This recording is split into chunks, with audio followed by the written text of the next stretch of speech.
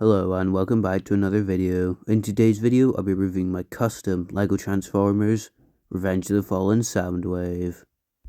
But before we get into this review, please remember to like, comment and subscribe if you want to see weekly LEGO Transformers as well as daily stop motion shorts. Starting off here in satellite mode, you can see this figure is based on the Studio Series toy, as it resembles that a lot more close than it does the movie model.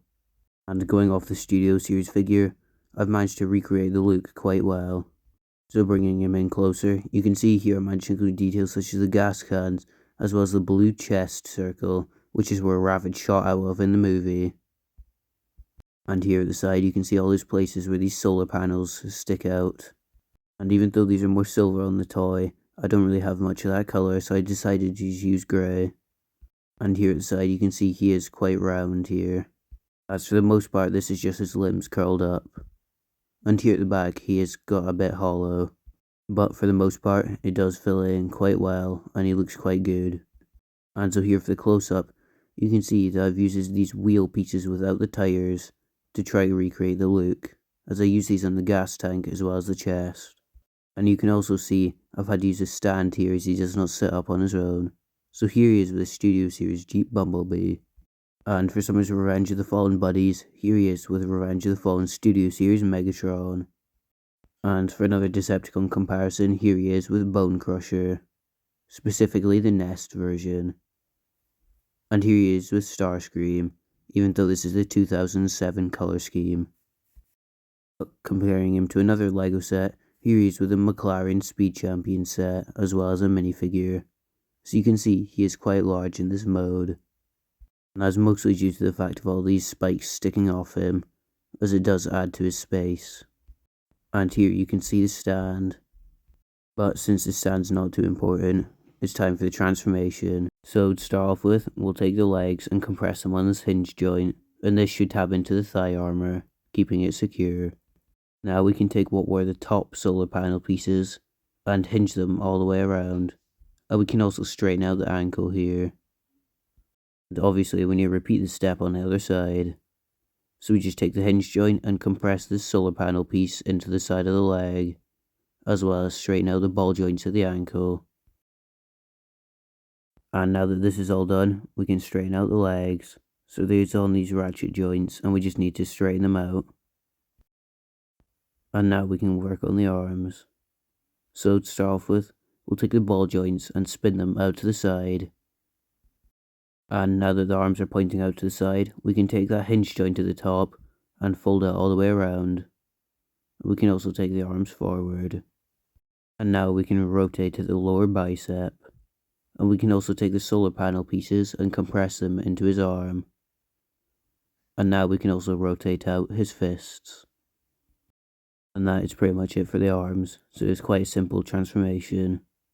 And now taking those gas can pieces, we can use the ball joint and spin them all the way around to the back, and they should compress something like this. Once that's done, it'll give us the clearance to rotate around his waist. It should be spun around a full 180 degrees. And now we can flip around the legs, since right now they're in the wrong positions. So we just take the ball joints and we can fold them to the side, and now we can rotate them around. So now they're in the correct orientation. And here we can take the legs and position them correctly for robot mode. And we can also take the back solar panel and compress it onto his back, sort of like a cape. That is it for the transformation. And here he is in his robot mode. In my opinion, this is one of the best figures that I think I've ever made. As compared to the Studio Series figure, he looks very accurate. So here from the side you can see how he compresses quite nicely. And he does not have very much back kibble, except the gas cans do stick out a bit. I do like these new details exposed, which are kind of like the speakers, which is obviously a reference to his original design.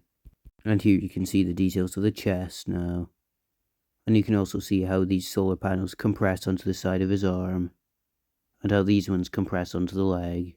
And I do like how you can still see all the blue, as it does act as a nice accent colour.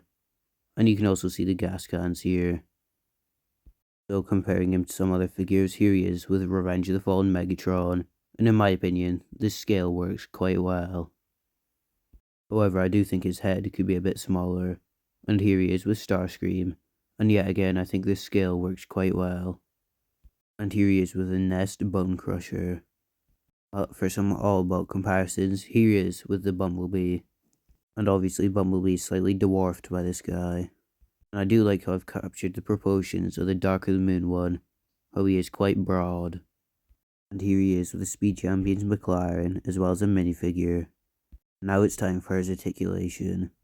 So, starting at the head, it can look up quite far, as it's on one of these T-bar joints.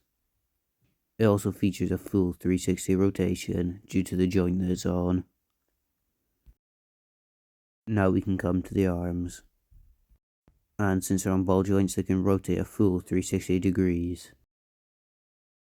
But unfortunately, due to how the ball joint is orientated, it can only go out to about 45 degrees. But the elbows can bend a full 90 degrees. And considering the fact they're on ball joints, you can also get a 360 rotation out of them. And the waist is fully uncompromised. The legs can also go out all the way, however, the ankle joints can only rock to about 45 degrees, so he's only really stable that far. And his legs can kick all the way forward, however they are limited back the way due to the cape. But he does have a 90-degree knee bend. Thanks to that articulation, you can get him into some pretty cool poses. And here's one using the stand from earlier.